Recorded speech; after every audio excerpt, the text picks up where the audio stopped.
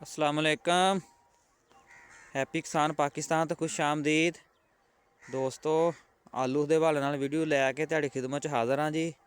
अज अपने दोस्तों मैं ये आलू की फसल 43 दिन की फसल है जी सेंटे की, ये दिखावांगा। और ये नाल नाल अपने दोस्तों मैं उकाड़ा सब्जी मंडी के अज के जोड़े रेट ने वो उन्होंने खिदमत च पेश करांगा। लो जी, आ सेंटे की फसल है जी 43 दिन की। माशाअल्लाह तुसी आलू की फसल जी देख सकते हो जी, बहुत ही ज़बरदस्त फसल है जी। इस दफ़ा अक्तूबर च लगन वाले आलू जड़े आ समोग ने मुतासर किए, और उस तो बाद नवंबर वाले लेट काश्त वाले जड़े आलू सी वो बहुत ज़बरदस्त ने, और उम्मीद की जाती है कि उन्होंने जड़े पैदावार है वो बहुत ही ज़बरदस्त आएगी। तो जी दोस्तों, अज 18 दिसंबर 2024 और उकाड़ा सब्जी मंडी के अगर आलू के रेटां की गल करिए तो थोड़ी जी मार्केट जी कमज़ोर हुई है, थोड़ा जहा मंदा जोड़ा आलूआं वो आया है। अगर टोटल बोरी की गल करिए अज उकाड़ा सब्जी मंडी के 16,000 बोरी की आमद हुई है।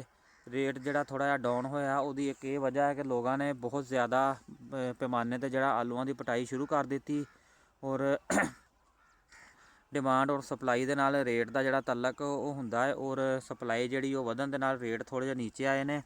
अगर अज उकाड़ा सब्जी मंडी के सुरख तोड़े की गल करिए 4100 रुपये तो लाके 5500 रुपये तक सेल होया है, और सुरख बोरी की गल करिए जी 8000 रुपये तो लाके 9400 रुपये तक सेल हुई है। अगर मुजीका तोड़े की गल करिए 2800 रुपये तो लाके 3600 रुपये तक सेल होया जी। और अगर मुजीके की बोरी की गल करिए कमज़ोर माल 6000 रुपये तो लाके 6500 रुपये तक सेल होया जी। अच्छा माल जड़ा सी वो 7000 रुपये तक सेल होया है, और VIP चंद एक लाट जी 7500 रुपये तक भी सेल हुई है मुजीके की। और इस तो बाद अगर रवेरे की माल गल करिए अच्छा माल जड़ा 8600 रुपये तक सेल होया जी।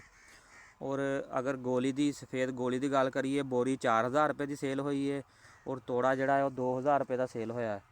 लो जी दोस्तों, तुहाडी खिदमत विच उकाड़ा सब्जी मंडी के कच्ची पटाई वाला जोड़ा नवा आलू आ रहा है वो रेट पेश किए आ, और मेरी कोशिश होंदी है जी तो मुख्तलिफ फसलों के हवाले नाल और मुख्तलिफ फसलों के रेटां के हवाले नाल अपने दोस्त भरावां नूं जिहड़े हैप्पी किसान पाकिस्तान के नाल जुड़े आ उन्होंने मुख्तलिफ मराहल के आगाही जी मैं देंदा रवां।